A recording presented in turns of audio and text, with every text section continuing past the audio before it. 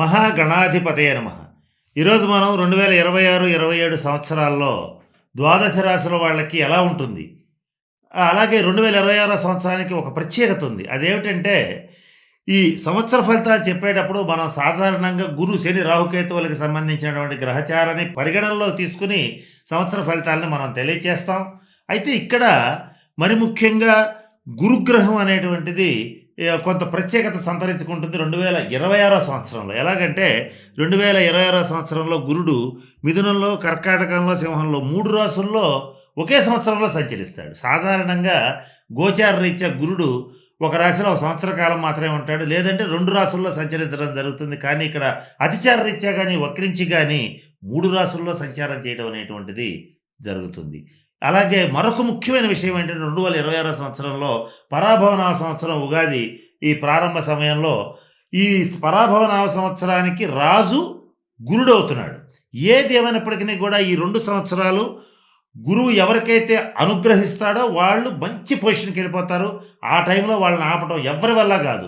ఎవరికైతే గురువు అనుగ్రహం ఉండదో, అలాగే గురువు వ్యతిరేకమైనటువంటి ఫలితాలు ఇస్తుంటారో వాళ్ళు మాత్రం కొన్ని విషయాల్లో కొన్ని ప్రమాదకరమైన పరిస్థితుల్లో ఇరుక్కుంటారు. అది ఏ నెలల్లో ఎలా ఉంటుందనేటువంటి అంశంలో ద్వాదశ రాశుల వాళ్ళకి ఎలా ఉంటుందనేటువంటిది ఇప్పుడు మనం తెలుసుకుంటున్నాం. దాంట్లో భాగంగా ప్రస్తుతం మనం వృషభ రాశి వారికి ఈ 2 సంవత్సరాలు ఎలా ఉంటాయనేటువంటిది గమనిద్దాం. ముఖ్యంగా మనకు తెలుసు వృషభ రాశి అంటే కృతికా నక్షత్రం 2, 3, 4 పాదాలు, రోహిణి నక్షత్రం 1, 2, 3, 4 పాదాలు, మృగశిర నక్షత్రం 1, 2 నక్షత్ర పాదాల్లో జన్మించిన వాళ్ళందరినీ కూడా మనం వృషభ రాశి జాతకుల కింద పరిగణిస్తాం. ఇక్కడ ఈ నక్షత్రాలు కూడా బాగా గుర్తుపెట్టుకోండి. వృషభ రాశిలో ఉన్నటువంటి కృత్తిక, రోహిణి, మృగశిర ఈ 3 నక్షత్రాల వాళ్ళకి ఏ టైంలో, ఏ మాసంలో ఎటువంటి పరిహారాలు పాటించాలి, ఏ నెలలో ఏం చెయ్యాలి, ఏం చేయకూడదు, ఏ విషయాల్లో జాగ్రత్తగా ఉండాలి, ఏ నెలలో ఏది అసలు టచ్ చేయకుండా ఉంటే మంచిది, ఇటువంటి అనేక అంశాలు మన వాయిస్ ఆఫ్ విఎస్ఎం ఛానల్లో రాబోయే వీడియోస్లో తెలియజేస్తాను. దీంతో పాటుగా ఇన్స్టాగ్రామ్ పేజ్ని కూడా ఫాలో అవ్వండి. ఎప్పటికప్పుడు పరిహారాలు, సమస్యలు, సమాధానాలు కూడా మీకు తెలియజేయడానికి నా శాయశక్తిలా కృషి చేస్తాను. ఇక ఈ వృషభ రాశి వారి విషయానికి వచ్చినట్లయితే వీళ్ళకి లాభస్థానంలో శని అత్యద్భుతమైనటువంటి శుభ ఫలితాలు ఇస్తున్నాడు. కానీ ఈ 2026 సంవత్సరం, 27వ సంవత్సరం గురుగ్రహ ప్రభావం అధికంగా ఉంటుందని చెప్పాం కదా. అయితే ఇక్కడ ఈ గురుడు అనేటువంటి గ్రహం ఈ శని ఎంత గొప్ప శుభ ఫలితాలు ఇచ్చినా కూడా ఇక్కడ 2026 జనవరి నుంచి జూన్ వరకు ఉన్నటువంటి టైంలో 2వ స్థానంలో సంచరిస్తాడు. అంటే మిథున రాశిలో సంచరిస్తాడు. జనవరి, ఫిబ్రవరి, మార్చి, ఏప్రిల్, మే ఈ 5 నెలల కాలం కూడా వృషభ రాశి వాళ్ళకి ఆర్థికంగా లోటు ఉండదు. కుటుంబపరమైనటువంటి చిక్కులన్నీ తొలగిపోతాయి. కుటుంబంలో మంచి పేరు ప్రతిష్టలు వస్తాయి. సంతాన పురోగతి బాగుంటుంది. ఆర్థికంగా బ్రహ్మాండంగా ఉంటారు. సమాజంలో గౌరవాన్ని పొందుతారు. ఉన్నత స్థితికి వెళ్తారు. ఉద్యోగస్తులైతే ప్రమోషన్స్ పొందుతారు. వ్యాపారస్తులైతే వ్యాపారంలో విపరీతంగా డబ్బు సంపాదిస్తారు. స్వతంత్ర వృత్తులు చేసేవాళ్ళు కూడా పేరు, డబ్బు ఇప్పటిగా సంపాదించుకోగలుగుతారు 2026 జనవరి నుంచి జూన్ వరకు ఉన్నటువంటి కాలంలో.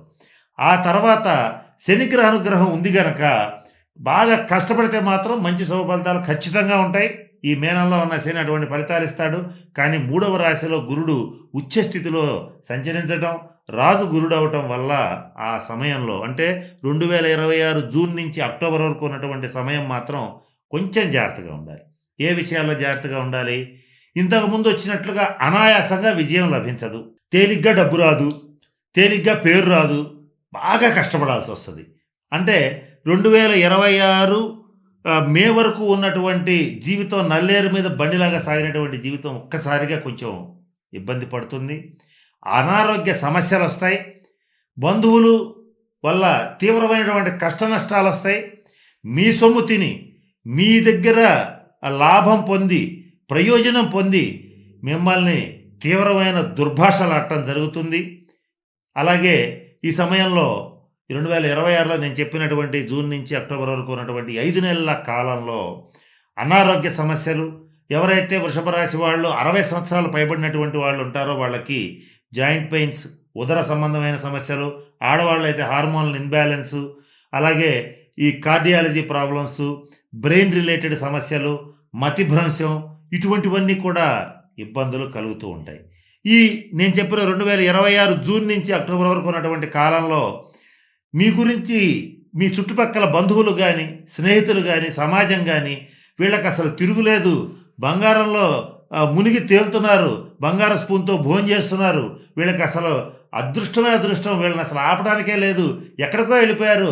గతంలో ఎక్కడో ఉండేవాడు, ఎన్నో ఇబ్బందులు పడేవాడు. ఈ రోజున చూసావా అసలు ఎట్టున్నాడు అని చెప్పి దిష్టి పెట్టడానికి పనికొస్తుంది తప్ప ఈ 5 నెలలు లోపలున్న మీకు మాత్రం అనేక రకాల సమస్యలు వస్తూ ఉంటాయి. ముఖ్యంగా దుష్టుల్ని దూరంగా ఉంచమన్నారు. అంటే దుష్టుడు అనేవాడిని పక్కన పెట్టుకుంటాం కొంచెం మీకు అలవాటు ఉంటుంది. అంటే వాడు మంచోడైతే చెడ్డోడైతే ఏంటి, వాడి పని వాడు చేసుకుంటాడు, నా పని నేను చేసుకుంటాడు అనేటువంటి ఒక రకమైన తెలియని నిర్లక్ష్యం ఉంటుంది. ఆ నిర్లక్ష్యానికి 5 నెలల కాలంలో విపరీతమైన మూల్యం చెల్లించాల్సి వస్తుంది. ఇది జాగ్రత్తగా గుర్తుపెట్టుకోండి. మన పెద్దవాళ్ళు ఊరికే చెప్పలేదు, దుష్టులకు దూరంగా ఉండండి.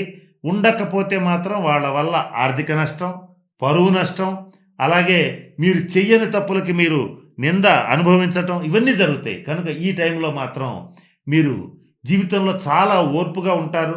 ఎన్నో కష్ట నష్టాలకి ఓర్చుకుంటారు. ఏదైనా సాధించాలనుకుంటే ఎన్నో సంవత్సరాల పాటు ఓర్పుగా, ఓపికగా, సహనంతో ఎదురు చూసేటువంటి శక్తి సామర్థ్యాలు మీకు ఏవైతే ఉంటాయో ఆ లక్షణం, ఆ పరిస్థితులు, మీ యొక్క శక్తి ఏదైతే ఉందో నేను చెప్పింది అది మాత్రమే మీకు ఈ 5 నెలల కాలంలో మిమ్మల్ని కాపాడుతుంది.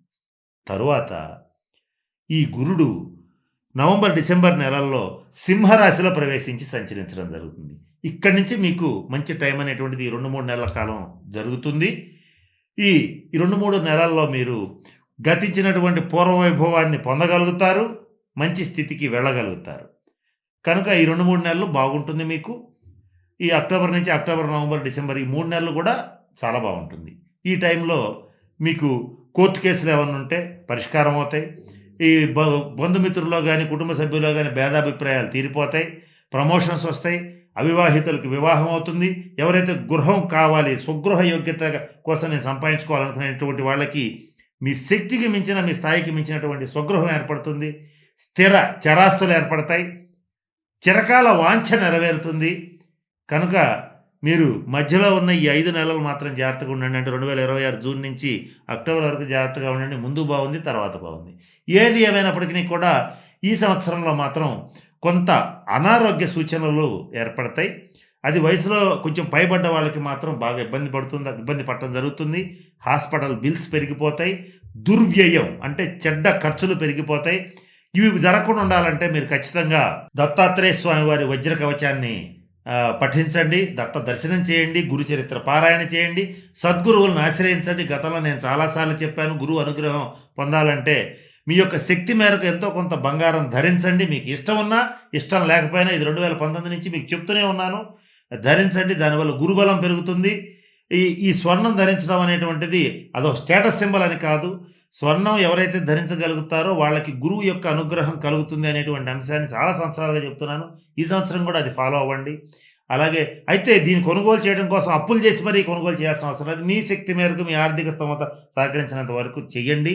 ఒకవేళ అలాగే కొనుగోలు చేయలేకపోయారు అనుకుందాం, కనీసం ఒక పసుపు రంగు వస్త్రం ధరించడం కానీ, పసుపు రంగు కర్చీఫ్ అయినా దగ్గర ఉంచుకోవడం కానీ చేయండి. గురువు యొక్క అనుగ్రహం కోసం సద్గురువులను ఆశ్రయించండి. గడ్డం పెరిగిన ప్రతివాడు జ్ఞానిగాడు, కాషాయం కట్టిన ప్రతివాడు విరాగి కాడు. చూడటానికి ఈ మాయ మాటలు చెప్పేటువంటి వాళ్ళ మాయలో పడకండి. నిజమేంటో అబద్ధమేంటో తెలుసుకుని కాస్త జాగ్రత్తగా సద్గురువులను ఆశ్రయించండి.